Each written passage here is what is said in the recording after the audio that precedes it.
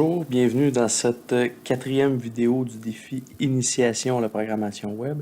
C'est à partir de maintenant que nous allons appliquer ce que nous avons vu dans les vidéos précédentes pour enfin réaliser notre première page web. Donc, sans plus tarder, on va retourner dans notre projet. On va ouvrir Sublime Text, Open Folder, Bureau, ma première page web, et voilà, on vient d'ouvrir notre projet. Donc ici, on va pouvoir supprimer tout ce qu'on n'a pas de besoin. On recommence vraiment à neuf. On va simplement garder, ça on peut le laisser ici, on va simplement garder la structure de notre document HTML. Et ici, on va tout supprimer ça. Comme ça, on va enregistrer nos documents. Bon, donc, on va aller ici, la première page web, et on va ouvrir comme ça notre document index. Premièrement, ici, on va déplacer le style dans le dossier CSS pour que tous nos CSS soient au même endroit.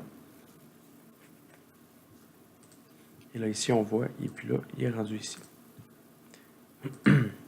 Et lui, on peut le fermer sans l'enregistrer, sinon il va revenir ici. Comme ça. Donc, on va se lancer. On va ouvrir le site web de Bootstrap pour aller chercher les éléments qu'on va vouloir, qu'on va avoir besoin. Donc, on va aller dans Navbar ici et on va prendre, voilà, comme ça. On va tout sélectionner le code et on fera du ménage dedans pour juste garder ce qu'on va avoir besoin. Ici, on va faire header pour l'entête de notre site, comme ça. Et on va rajouter un ID header. À l'intérieur, on va coller la navbar. Oups, comme ça. Non. Je vais aller la rechercher. CTRL-C, comme ça. Et voilà. Donc, on va tout sélectionner ça. Et là, maintenant, on va faire des tables. Vous allez voir, là, ça va être beaucoup plus propre comme ça et beaucoup plus facile de se relire par la suite. Comme ça. On peut effacer les petits commentaires. Oups. CTRL-Z. Si vous faites une erreur, CTRL-Z. Vous allez pouvoir revenir en arrière. Ou sinon en haut, là, dans Edit. Ici. Bon. Donc, je vous explique brièvement la navbar de Bootstrap. Ici, ça, c'est pour en mobile.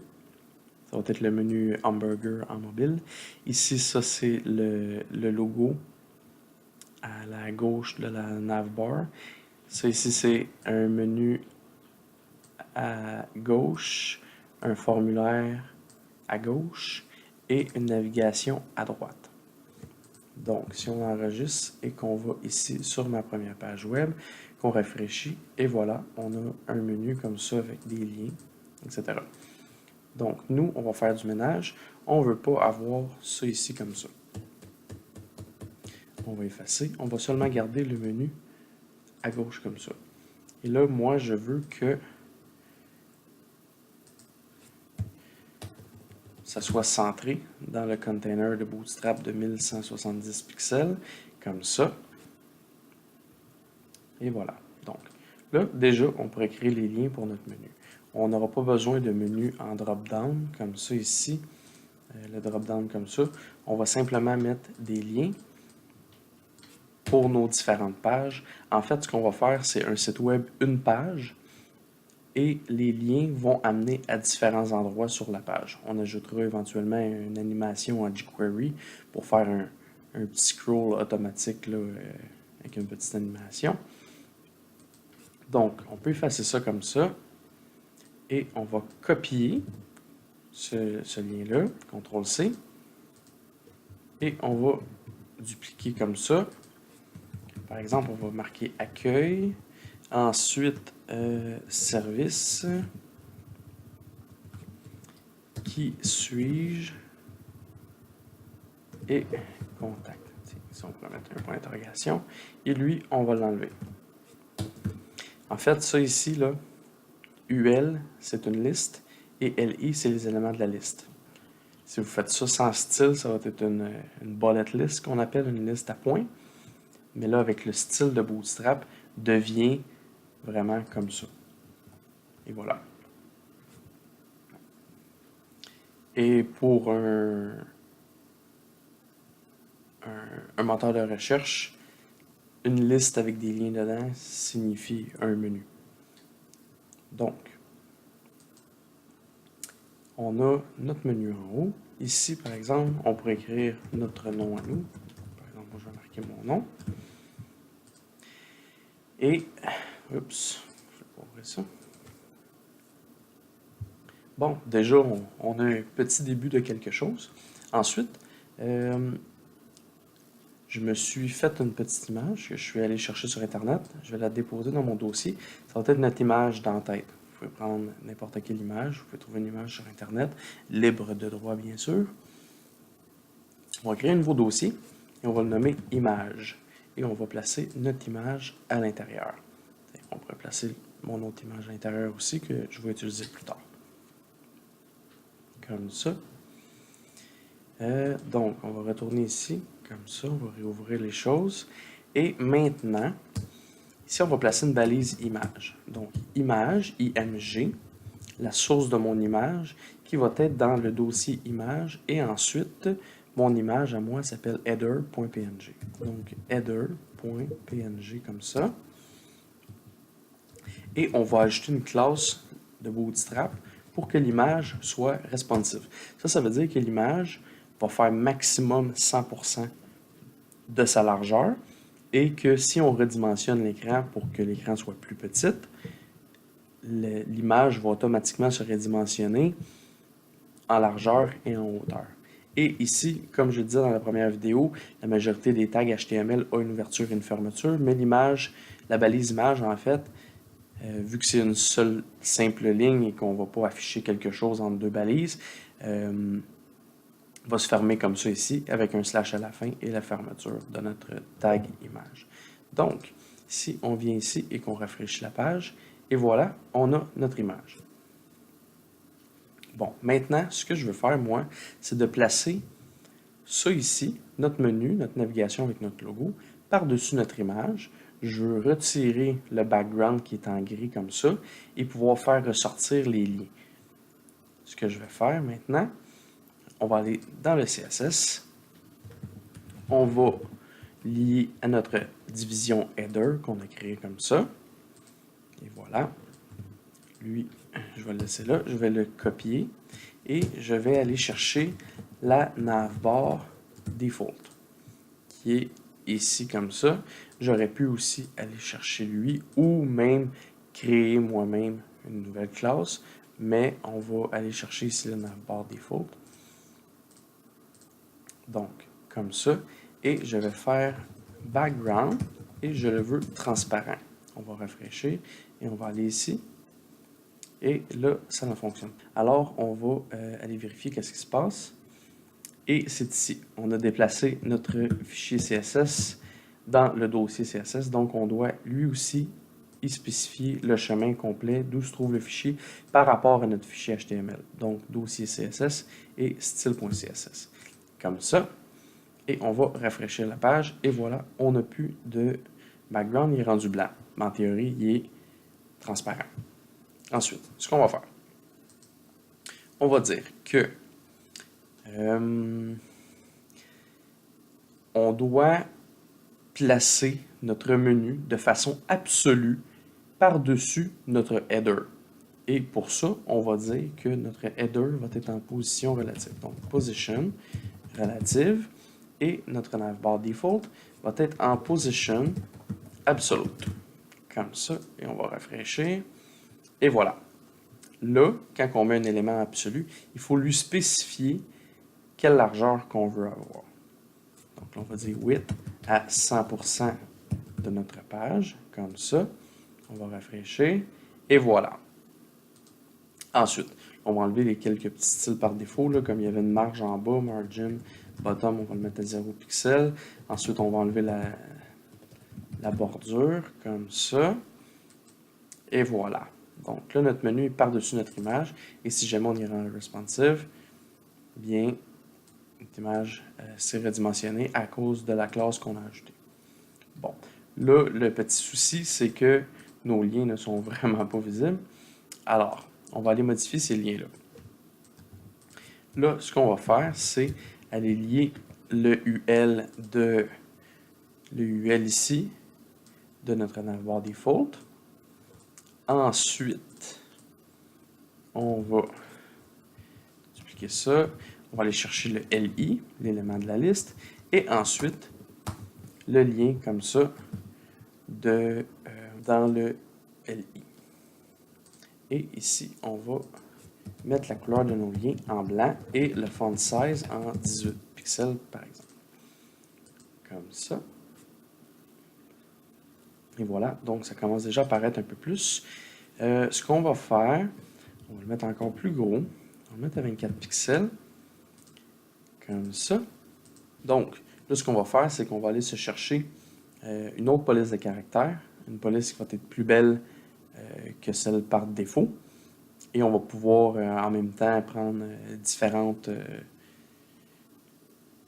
épaisseurs de police là, avec le font weight. Donc, on va aller sur Google et on va faire Google Fonts.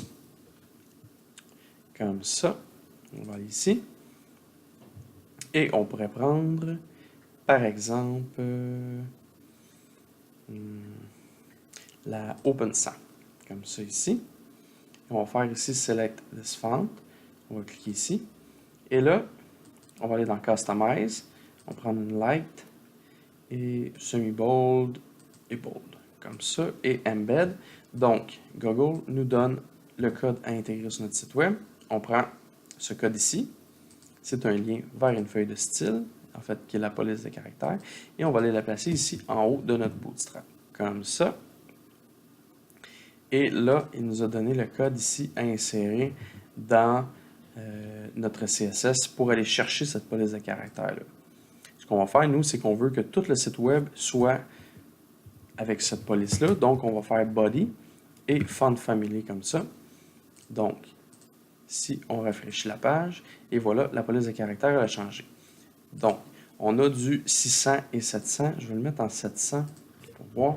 Font weight 700, comme ça. Et si on rafraîchit, et voilà. Bon. Là, encore là, vu que l'image est pâle, on a de la difficulté quand même à voir, par exemple, si accueil, service, c'est correct. Ce qu'on va faire, c'est qu'on va mettre un petit shadow. Donc, texte, shadow, un petit ombrage, en noir, comme ça. Et voilà. Bon, déjà, ça paraît beaucoup plus. Et ici, pour mon nom, qui ne paraît vraiment pas beaucoup, on va faire ça, comme ça. Copier la classe. Et ici, il faut aller chercher le navbar brand. Et on va dire un color FFF, comme ça.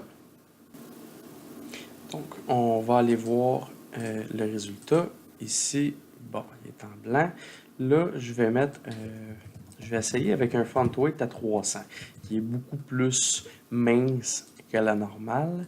Donc, rafraîchir, OK. Mais là, il faudrait le grossir la typographie. On va faire un font size et on va le mettre à 32 comme ça. Et voilà, ici. J'ai peut-être pas choisi non plus la meilleure image, là, qui est quand même assez pâle, là. Et on va mettre encore une fois un ombrage en arrière. Comme ça. Et voilà. Bon, donc, ça paraît déjà plus. Comme ça. Ensuite, bon, on a notre menu, on a notre titre. Ensuite, on va aller ici et on va positionner un nouvel élément, un titre, par-dessus notre image d'en-tête.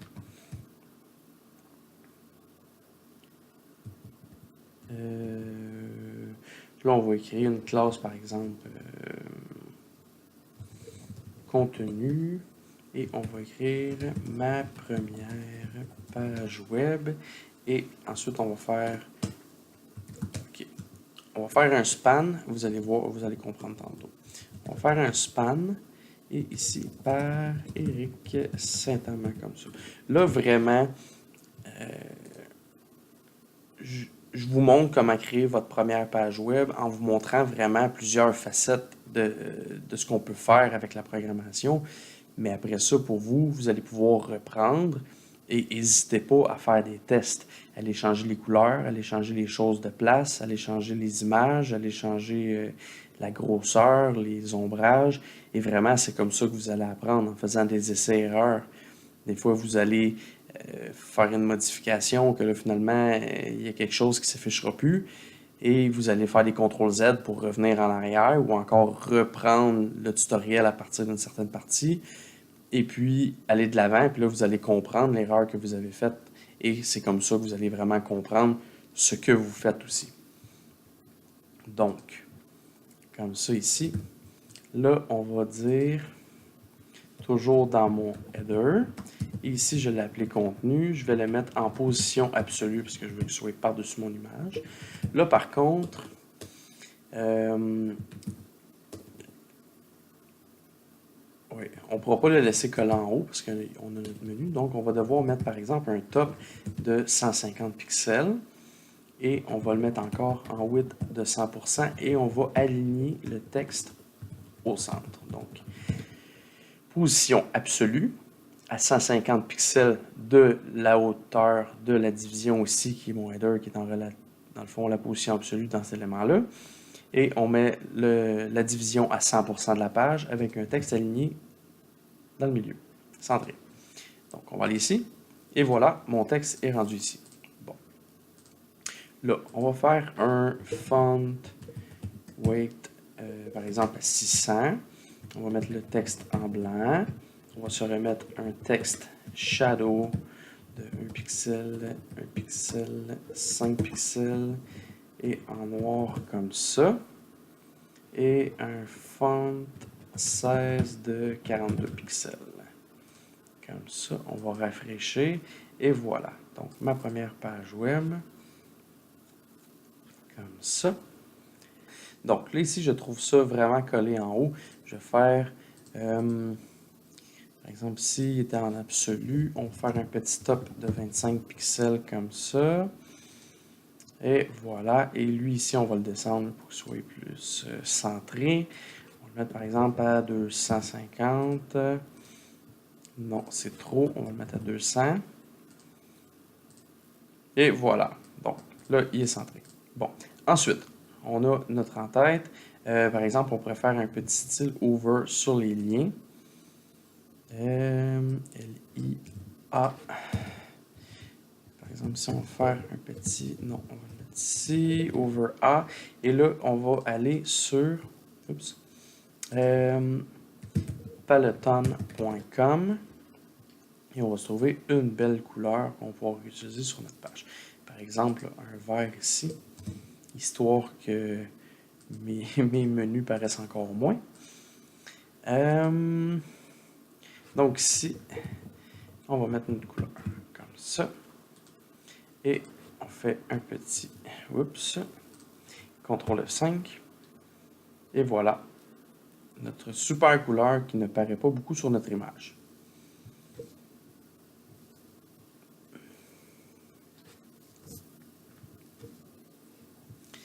Ensuite, on va changer de section, on va aller dans la section à propos en dessous. Donc, on va se faire une section et on va lui donner le ID about, comme ça.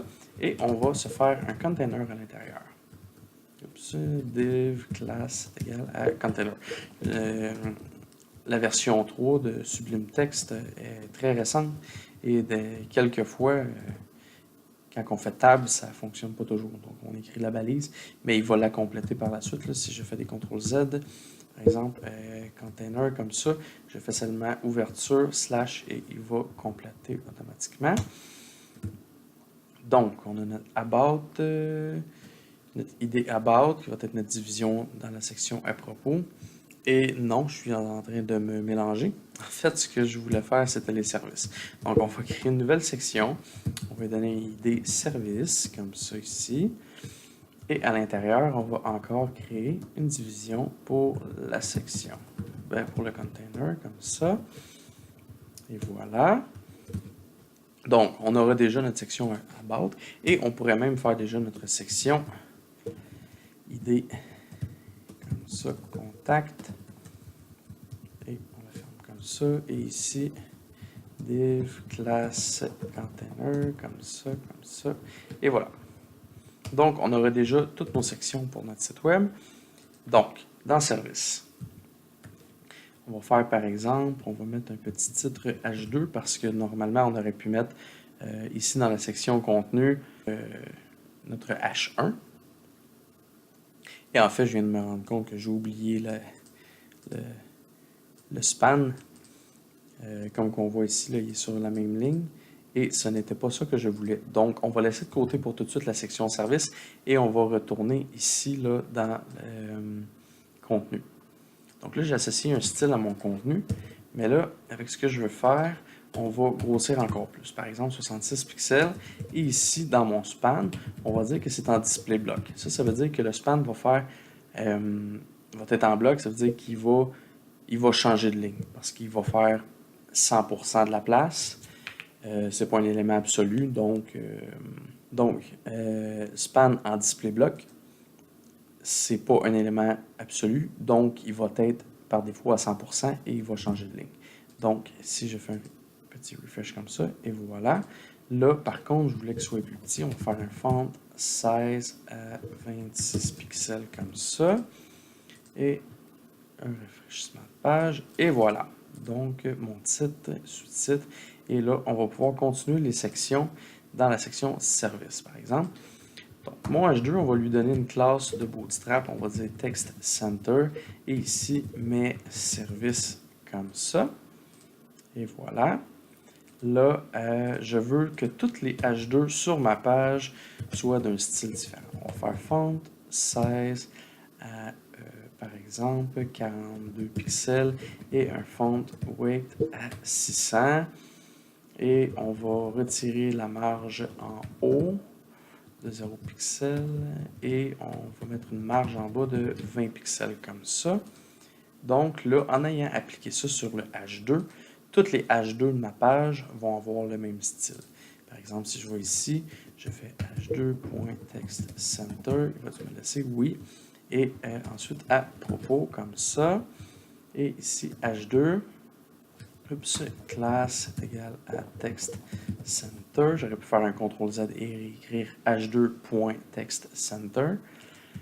Comme ça. Et ici, on va marquer contact. Donc, on aura déjà nos 3 sections. Bon, là, on va s'attaquer à la section service. Donc, je vais faire service. Et là, je vais rajouter un padding, puisque là, tout va être collé sinon. Donc, padding, 75 pixels, 0 pixels. 75 pixels, c'est pour en haut, en bas, et 0 pixels, c'est pour les côtés. On a déjà notre container qui fait en sorte que c'est centré, donc on a en masse d'espace de chaque côté. Et voilà, donc 75 pixels en haut, 75 pixels en bas. Ensuite, on pourrait aller dans la section à propos tout de suite, About, et on va mettre un petit background color de, par exemple, un gris pâle, F3, F3, F3. Donc, on va mettre en E3, E3, E3, un petit peu plus foncé, comme ça. Et voilà. Donc, on a, vous voyez ici, là, vu que je n'ai pas rajouté de padding, c'est vraiment collé-collé. Donc, on va rajouter ici aussi un padding de 75 pixels et 0 droite-gauche, comme ça, et voilà. Et on pourrait le faire, tant qu'à être là-dedans, dans le contact. Padding, 75 pixels, 0 pixels. Et voilà, comme ça. Ensuite, dans service, on pourrait, par exemple, créer 3 boîtes pour mettre nos services. On va faire un row. Et ensuite, on va faire div, class, colsm, donc 12 divisé en 3, 4, comme ça. Et là, on pourrait répéter 3 fois ceci, comme ça. OK. Là, on va utiliser une classe de Bootstrap qui s'appelle un panel. Vous allez voir le look, c'est un look que j'aime assez bien. On va faire un div class est égal à panel et un panel par défaut. Parce que l'on va voir éventuellement qu'il y a des panels, par exemple success, danger, warning, etc., ils ont chacun leur style. Ensuite, à l'intérieur du panel, on va directement aller au body parce qu'il y a un en-tête il y a un footer et un body. Et nous, on va seulement prendre le body pour cette section-là. Donc, on va aller voir en avant qu'est-ce que ça donne. Et voilà, ça c'est un panel de Bootstrap. Si on va ici là, et qu'on va dans panel, peut-être ici, oui, comme ça. Ça c'est ce qu'on vient de faire. Et ensuite, là, par exemple, s'il y aurait un title, un heading, ici un heading avec un titre H3 dedans. Ici, on aurait un footer. Là, ici, on a justement, bon, ici c'est le panel info, success, non, primary, success, info, warning et danger. Et là, dans les panneaux, on peut mettre des tableaux, on peut mettre des listes comme ça. Et voilà. Donc, c'est quand même intéressant. Et ça, on n'en a plus besoin. Donc, ce qu'on va faire, c'est répéter la section pour les trois comme ça. Comme ça. Bon. Maintenant, et voilà. Là, en dessous du H2, dans cette section-là uniquement, je veux mettre une marge. Donc, on va faire service H2 et un margin bottom de 55 pixels. Comme ça. Bon.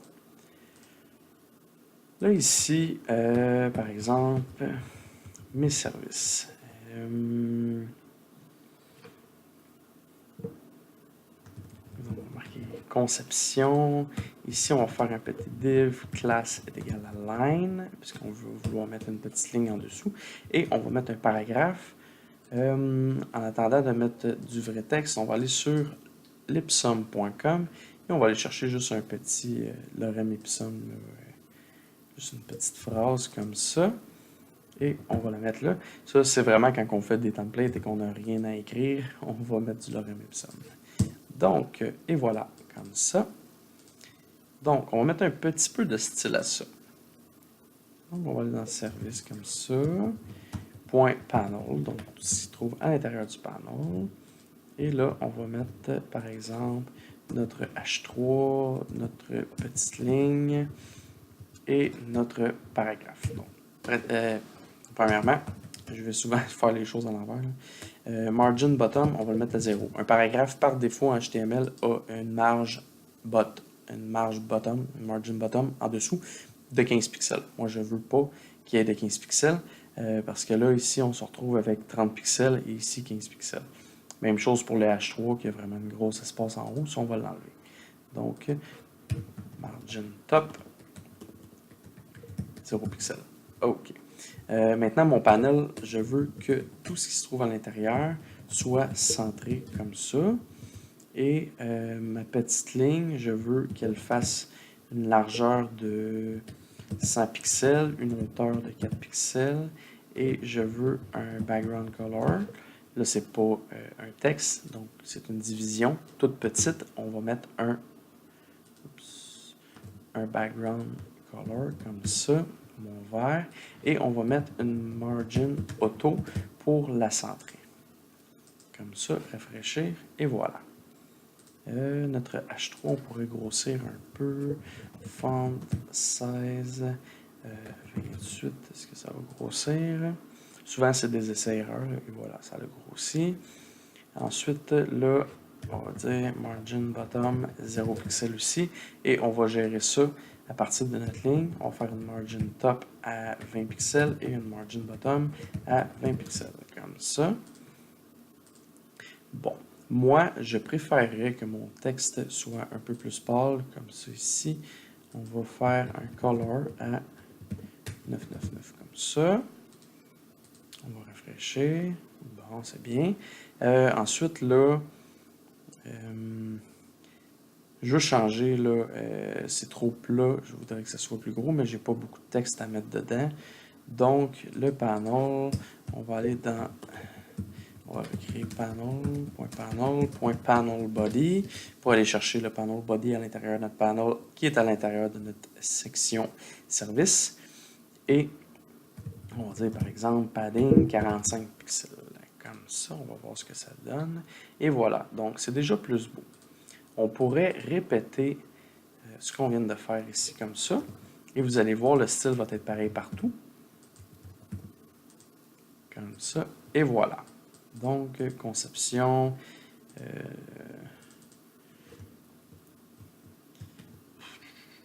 Image de marque. Par exemple, on ferait un site web pour un graphiste. Et logo. Bon, comme ça. Donc là, on a des services ici. Ensuite, section à propos. Là, j'ai fait une petite erreur dans ce que je voulais faire parce que je voulais mettre une image dans ma section à propos, mais je n'ai pas détouré l'image et l'image est sur un fond blanc. Donc, on va inverser les sections. Donc, mon service va devenir avec le background. Oups, j'ai copié ça. Donc, ce que je disais, mon service va devenir avec le background gris et mon about va tomber en blanc. Et on fera le background gris pour le contact où on aurait pu choisir un background beaucoup plus foncé ou mettre une image en arrière-plan, etc. Donc, si on rafraîchit la page, et voilà. Donc, mes services, ça, section à propos. Dans à propos, je vais créer une division et une rangée. Donc, classe row, comme ça. Et un div classe col SM4. Là, j'étais en train de me dire que peut-être que je vais trop vite, mais vous pouvez mettre la vidéo sur pause, le reculer, le réécouter comme vous voulez. Donc, j'explique ici, dans ma section à propos, j'ai créé une colonne avec un tiers et 2 tiers comme ça ici, de mon 12 colonnes. J'explique pourquoi il faut mettre le row qui englobe nos colonnes, parce que nos colonnes ici ont 15 pixels de marge droite et gauche, et notre container a un padding 15-15 aussi.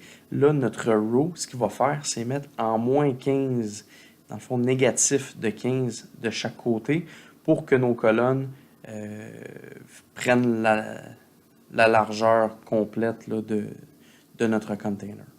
Donc, il y en a un qui ajoute 15, l'autre enlève 15, et comme ça, on ne se retrouve pas avec une marge de 30 pixels partout, alors qu'on voulait un container de 1170 pour qu'il fit avec, par exemple, notre menu, etc.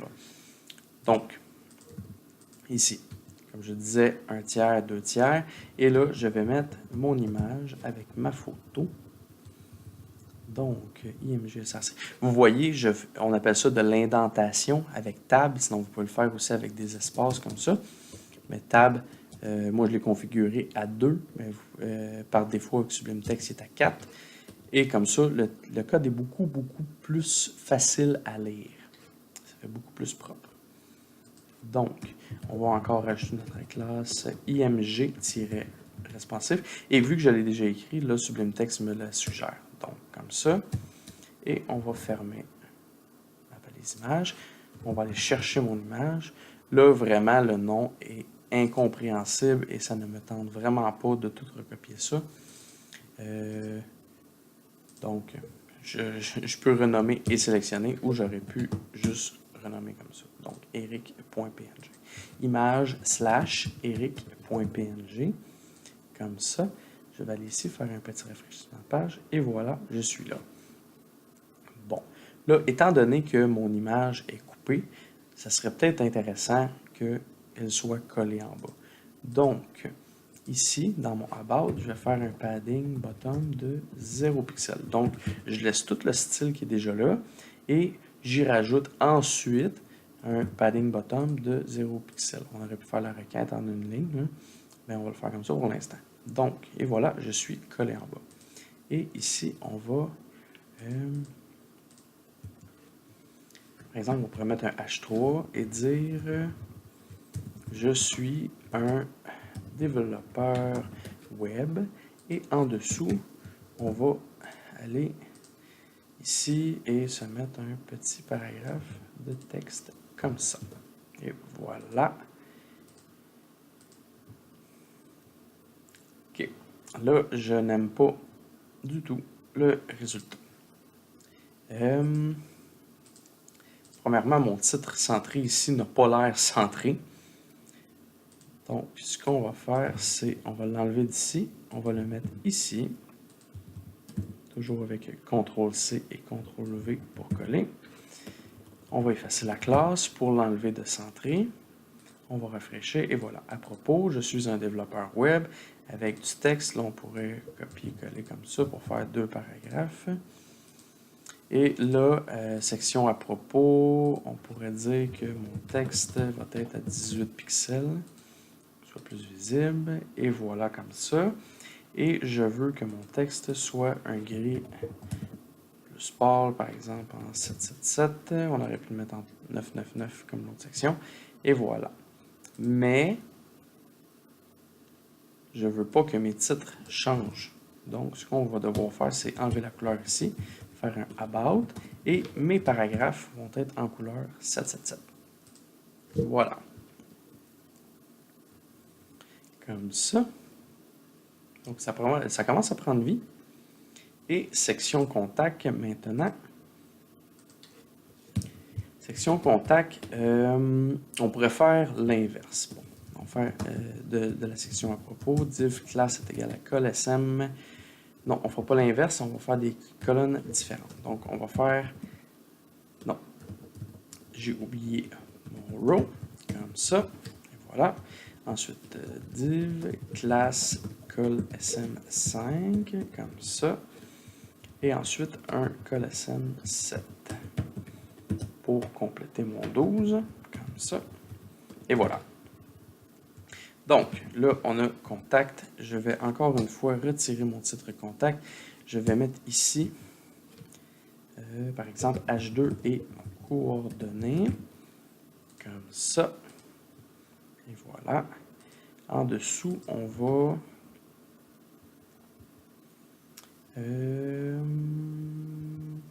marquer... Bon, on va se faire une petite liste. UL, LI. On va dupliquer ça. Par exemple, on va mettre numéro de téléphone, courriel et mon adresse. Donc, téléphone, courriel et adresse comme ça. Mon adresse, Lorraine Epsom, Montréal, Canada. Et mon courriel, hello commercial ericsaintamant.com et mon numéro de téléphone 514-555-5555. Donc, voilà, on a une petite liste ici. Là, on va enlever ce style-là à notre liste pour que ce soit plus beau. On va aller ici, contact. On va faire UL et on va retirer notre liste style type none. Et on va retirer les paddings et les margins par défaut. Donc, je vais vous montrer pourquoi que je fais ça. List style type none. Et il va enlever les points. Comme ça. Le problème ici, c'est que là, c'est vraiment décalé. On pourrait le laisser décaler, mais je vais faire un padding, par exemple, padding 0 pixels et un padding left de 15 pixels et on va enlever les marges. Comme ça. On va rafraîchir et voilà. Ensuite, mes LI, là, je veux que ce soit plus gros et que ça respire. Donc, on va faire un, par exemple, line 8 à 36 pixels. On va voir que ça donne. Comme ça. Et font 16, par exemple, à 18 pixels encore, ou même pas 21, comme ça. Que ce soit vraiment plus grand. Et ici, ça pourrait être le fun de mettre une petite map. Donc, on va aller sur maps.google.ca. Donc, ici, on va aller dans le menu et Share or Embed Map. Ça, c'est vraiment l'intégration basique d'une map. C'est un iframe qu'on appelle. Mais il y a l'API qui est disponible pour faire des choses vraiment plus compliquées. Donc, oups, on va coller ici le iframe, copier, et on va aller ici, dans notre section 7, on va coller. Donc, ça, c'est le code de notre iframe qui va aller chercher la map qu'on vient d'afficher sur Google. Et là, par contre, je veux une largeur de 100%, une hauteur de 450. Ça semble peut-être correct. On va aller voir. Et voilà, comme ça. Là, vraiment, la hauteur est trop grande. Mais c'est sûr qu'on n'a pas beaucoup de contenu ici. OK. On va laisser comme ça et on ajoutera éventuellement là, nos réseaux sociaux aussi, des liens vers nos réseaux sociaux. Et pour terminer, en bas, on va faire ce qu'on retrouve sur pratiquement tous les sites web. On va faire un petit copyright. Et on va faire un div class container, comme ça. Et notre container, on va centrer le texte center. Et ici, on va faire un petit signe de copie comme ça pour le signe copyright. Copyright Éric Saint-Amand 2017. Tout droit réservé. Et voilà la fameuse phrase qu'on retrouve sur pratiquement tous les sites web. Comme ça. Ici, on va aller donner du style à notre copyright. On veut un padding de, par exemple, 25 pixels et 0 pixels des côtés. Donc, 25 en haut, en bas, 0 droite, gauche. On veut que le font size soit vraiment plus petit que le restant du site, là, parce que c'est seulement un copyright. On va mettre un background color en gris très foncé, 333, et notre texte en blanc comme ça. On va aller voir ce que ça donne. Et voilà, comme ça, notre copyright en bas. Donc, et voilà, on vient de réaliser notre première page web, mais ce n'est pas fini. On va devoir lier nos onglets aux différentes sections dans notre page. On va faire une animation en jQuery pour aller justement aux bons endroits. Ce serait agréable de faire un peu d'interaction sur nos services avec des icônes. Ici, ça semble quand même correct. Dans la section des coordonnées, là, on pourrait remplacer téléphone, courriel, adresse par des icônes aussi. Et ici, rajouter nos réseaux sociaux comme par exemple Facebook, Twitter, YouTube, etc. Et aussi le responsive, la version mobile de notre site web. Et pour terminer, la mise en ligne. Ça, c'est ce qu'on va voir dans la prochaine vidéo que vous allez pouvoir découvrir tout de suite après celle-ci.